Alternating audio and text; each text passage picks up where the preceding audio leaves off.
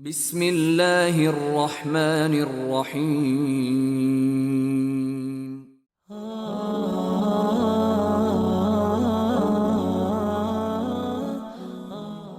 جناب زید بن اسلم اپنے والد گرامی جناب اسلم رحمۃ اللہ علیہ سے روایت کرتے ہیں کہ جب قحط سالی سے جزیرہ عرب کی زمین خشک ہو گئی تو حضرت عمر بن خطاب رضی اللہ تعالی عنہ نے اپنے مصری گورنر حضرت عمر بن عاص رضی اللہ تعالی عنہ کو خط لکھا، جس کا مضمون یہ تھا: اللہ کے بندے عمر امیر المومنین کی طرف سے عاص بن عاص کی طرف، میری عمر کی قسم، تمہیں کیا پرواہ ہے جب کہ تم اور تمہارے علاقے کے لوگ تو خوب موٹے تازے ہیں، اور میں اور میرے علاقے کے لوگ خشک سالی کی وجہ سے دبلے پتلے ہو گئے ہیں۔ اے اللہ ہماری مدد فرما۔ حضرت عمر بن عاص رضی اللہ تعالی عنہ نے اس خط کا یہ جواب لکھا: السلام علیکم، بعد ازاں عرض ہے کہ میں آپ کی خدمت کے لیے حاضر ہوں، آپ کے حکم کی تعمیل کے لیے حاضر ہوں۔ آپ کے پاس ایک ایسا قافلہ آ رہا ہے جس کا پہلا اونٹ آپ کے پاس اور آخری میرے پاس ہوگا۔ اس کے ساتھ مجھے یہ بھی امید ہے کہ میں سمندری راستے سے مال بھیج دوں گا۔ پھر جب پہلا قافلہ مدینہ منورہ پہنچا تو حضرت عمر رضی اللہ تعالی عنہ نے حضرت زبیر رضی اللہ تعالی عنہ کو بلایا اور فرمایا: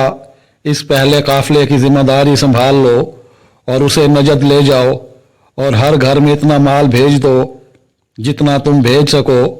اور جو مال اٹھا کر نہ لے جا سکے تو ہر گھر والوں کے لیے ایک اونٹ سامان سمیت دے دو، اور انہیں حکم دو کہ گندم کے تھیلوں کا لباس بنا لیں، اونٹوں کو ذبح کر کے ان کی چربی پگھلا لیں،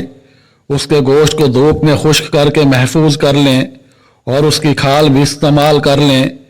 پھر خشک گوشت، گھی اور آٹے کی کچھ مقدار کو ملا کر پکائیں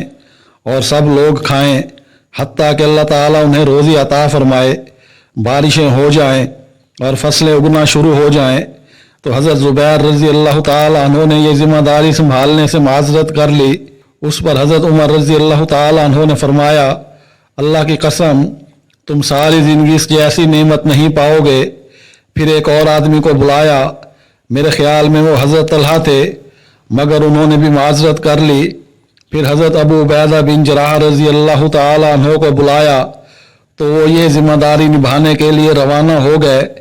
پھر جب وہ اس ذمہ داری کو ادا کرنے کے بعد واپس آئے تو حضرت عمر رضی اللہ تعالی عنہ نے انہیں 1000 دینار دیے۔ تو حضرت ابو عبیدہ رضی اللہ تعالی عنہ نے عرض کی: اے ابن خطاب، میں نے یہ کام تمہاری رضا کے لیے نہیں کیا،